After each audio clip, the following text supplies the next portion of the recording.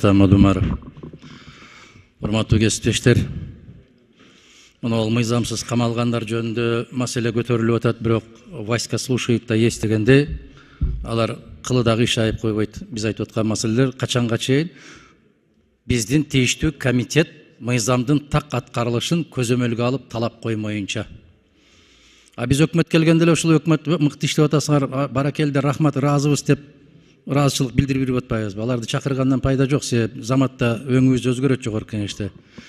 Мына ушул жерлерде де ушундай аябай чоң тополоңдор болуп атыптыр, мыйзам бузуулар болуп атыптыр. Ушул көзөмөлгө алчу орган жок деп айтып атабыз. Көзөмөлгө алчу орган жогорку кеңеш. Жогорку кеңештин тийиштүү комитеттери. Дары-дармектердин кымбатташы, дагы башка бир маселелердин бардыгын тийиштүү комитет парламенттик угууга алып келип ордуна коюп койсо болот. Бирок ага күчүбүз жетпейт. Ага эркибиз да жетпейт.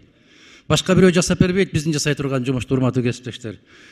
Мыйзамды биринчи жогорку кеңеште кармашыбыз керек. Мен айттым, эгер биз жогорку кеңеште мыйзамды кармабасак, башка жерден талап кылууга биздин укугубуз жок. Мына мен кече эки жолу себептүү иш менен комитетке келбей калдым эле. Комитет заматтамага кат жазып, кайда болгонуңузду айтып койсоңуз деп. Эгерде мыйзамдын аткарылышын Мадумаровдон талап кылгандай кылсаңар эле өлкө гүлдөйт. Кече биздин комитеттин жыйыны өттү. Биздин регламенттин беренесине талабына карабай 7 киши отурса, жана конституцияга чечме берген азамат жигит чыкты да 7 киши отурат, кворум бар, чечим кабыл алына берет деген чечимди колуна карматып берди. Эгер биз өзүбүз конституциялык мыйзамды ушундай бузуп аткандан кийин кимден талап кылабыз? Кантип укугубуз бар талап кылганга? Бул жерде так жазылып турат, көпчүлүгү деп. 14 кишинин көпчүлүгү, мен кыргызчаны жакшы түшүнөм, 8 болот. 7си жарымы болот.